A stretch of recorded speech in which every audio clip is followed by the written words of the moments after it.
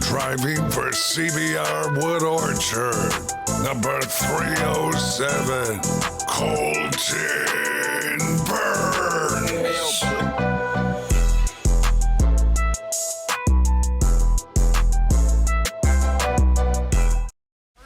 Renaissance style, tonight is picture perfect, so smile and pack your bags real good, baby, cause you'll be gone for a while.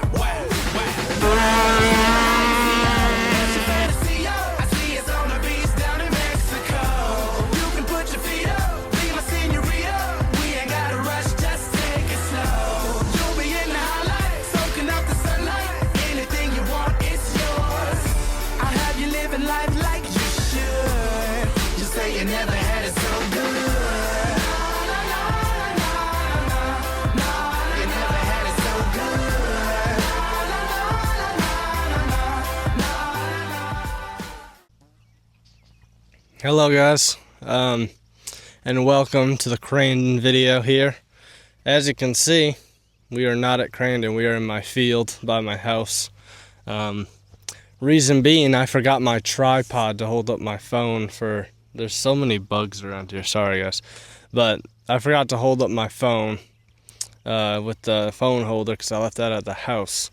And so I figured, we also did all the suspension changes coming to this weekend, so I just figured I'm better off just to do this video separate with, you know, that kind of stuff instead of doing it at the track. So now we are after Crandon, and I'm going to do a little segment explaining how each day went before we get into the actual racing. As you can tell, another good thing is I got my GoPro mic, which will be really nice for doing these racing videos. It's super high quality, the highest quality mic I've ever had, and it'll be good for my weddings and all that. So anyways, we got Crandon going into practice here today. We are trying out our new 400-pound shocks, and then we are also trying just a little bit of tweaking to the suspension, seeing how it goes here at Crandon. So we'll jump into practice now, and you guys can watch how the car works in practice.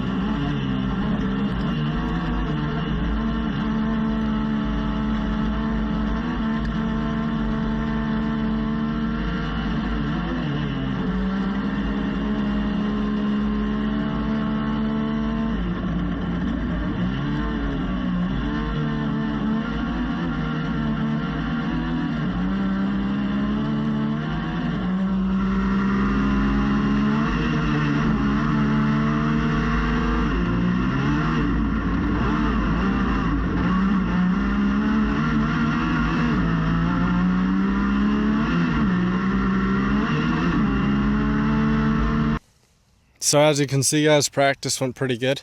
I had some lines to clean up for sure, but it was definitely a pretty good practice.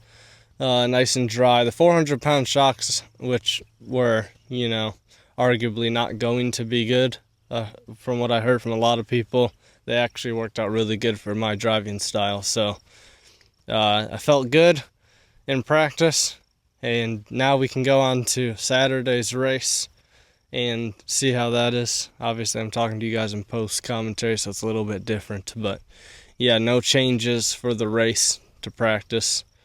I felt like the car was really good in practice, so moving into Saturday, I think just sticking with what we got is our best option.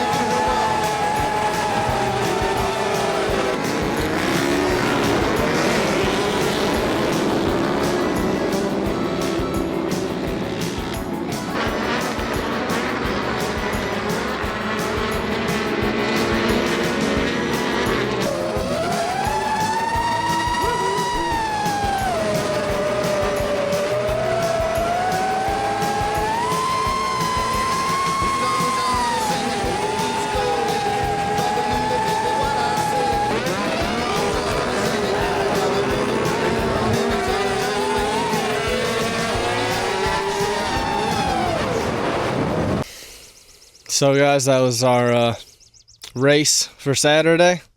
Saturday was pretty good to us. Started way back. I think it was second row, 15th or 17th, around that area. Maybe 14th if we're lucky. I can't remember exactly where it was. And right off the bat there, got a decent jump, but then was blocked off by everybody ahead and kind of was getting pinched all the way to the barn jump, which didn't give me that good of a run. And, and then going forward, I thought that SC1 was going to be really good because they were good in practice when it was dry, but knowing Crandon, they watered like crazy, and that really put a damper on what those tires can do, especially mine are pretty worn out. So struggled with grip a lot of the first half of the race. Just about with 3 laps to go in the race is when the tires were finally starting to, bite in, and I could do something. Didn't drive the best first half either. Was just kind of playing it a little too cautious, But got a lot of passes there at the end of the race. It was pretty good. And obviously that's what I could ask for, was just spinning laps. Like I said, it's a learning year, so car felt good. Tires were not the best. Track was very wet, but we knew that going into Sunday. And so Sunday, we're switching to the Hoosier Bites, the tire that I actually raced at Lena and won the race there. Those I figured are just better for Crandon. They have bigger lugs, that kind of stuff, so you can hook up better.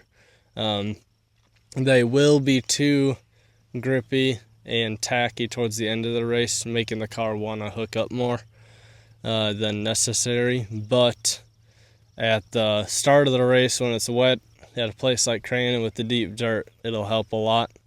So let's get into Sunday. Those are the only changes made, and a little bit of stiffness to the sway bar we're going to do, just to get that a little bit less body roll, and we'll see how it is on Sunday.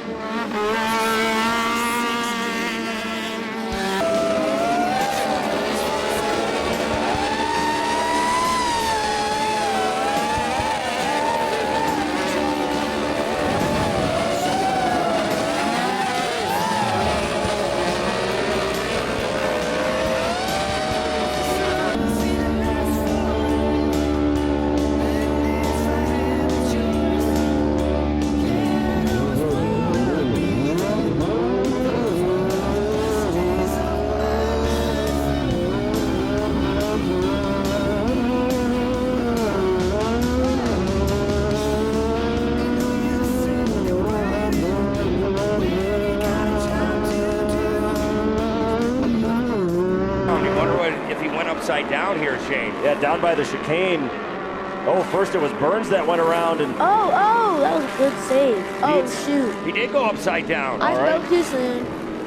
Yeah, the only way I seen that was that left number plate right here in front of us was bent before we seen that replay. But man, nowhere to go. It gets so tight up through there. Yeah.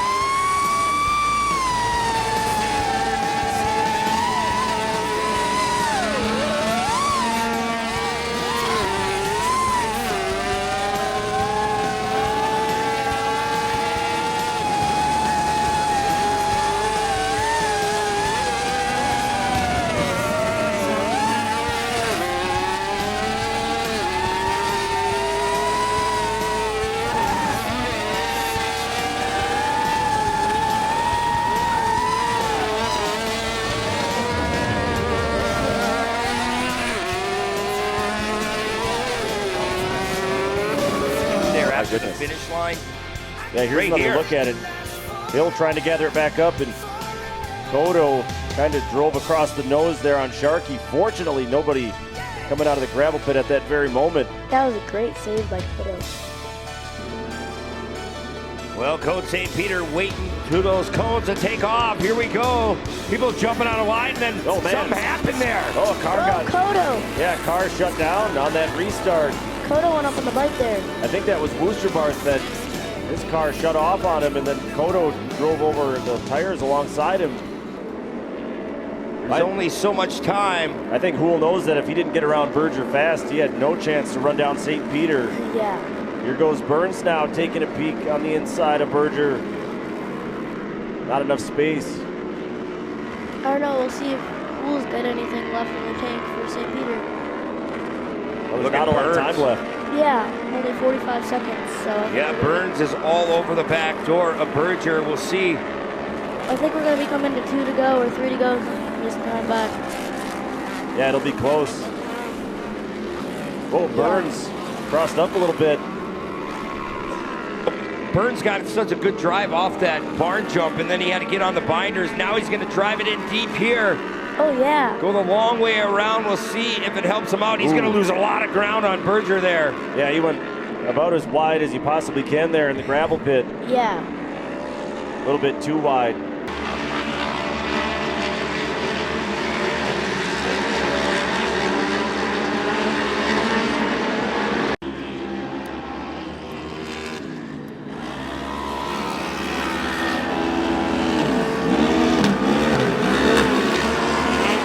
The middle to high, but not literally the very tip of the track.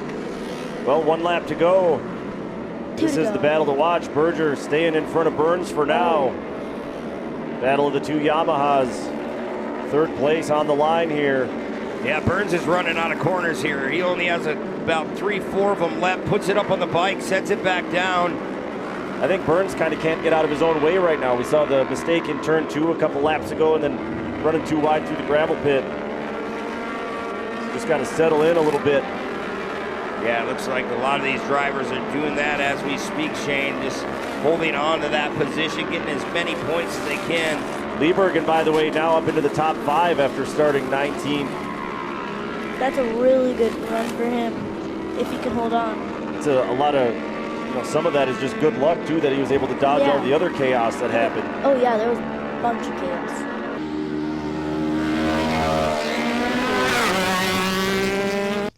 So guys, as you can see, Sunday was a really good day. I'm very happy with it. Yeah, we had started better. We were, I think, 7th off the start. And by the time we got to turn 1, I would say we kind of held right around there, 7th place-ish. I've never been good at hole shots at Crandon. A lot of it's where I start, but also a lot of it's the just not wanting to get tangled up is in my mind more than getting the start. A lot of people just send it, which usually works out, but when it doesn't, it goes real bad. So, came through 7th, it was good. Starting to pick my way up through the pack. I got side by side with Miyakoto, and she kind of closed the door on me, which I guess is, you can't see much when you're in a car like that. I understand that. Like, it's not like motocross, something where you can have your head on a swivel. When you're locked into those cars, you're pretty locked in. She didn't see me, and her spotter didn't call it out, so when she kind of chopped my nose, I backed out of it to not like have a big wreck, but in doing that, it tagged me enough to send me into a half spin, and then a car behind was not able to avoid me hitting me, which actually helped me because it spun me around. But when it spun me around, another driver hit into me, which sent him flipping, and that kind of was unfortunate for him, but it's just part of racing. Continued there, got a couple passes in before halfway. I think I was running 4th or 5th at halfway, feeling good. One of my buddies in the class, Tyler Woosterbarth, started ahead of me. He went quick off the gate, and I just wasn't really expecting that, and I did too, which caused kind of a chain reaction because we all checked up in the end. But after that, I just worked my way through the rest of the race. Me and Ben Berger, my teammate, had a really good battle, just playing it smart, trying not to get into each other. Just didn't have enough time to get around him. He ran clean, good, smooth lines, but ultimately a 4th for me at Crandon, which is one of my favorite tracks, but one of the tracks that I tend to do the worst at. That was a good day for me. So overall, satisfied with Crandon. It was a good weekend with, I think it was a 8th or maybe a 7th and a 4th. So heading into ERX, we have a lot of positives, and I can't wait for it. But that was Crandon. Sorry once again for the post-commentary stuff. I know that's usually not what I like to do, but with the setup this weekend, that's all I could do. So I'll see you guys next time we go short course racing at ERX, and it should be a good one there, and can't wait to spend more laps in the car. It should be a fun time.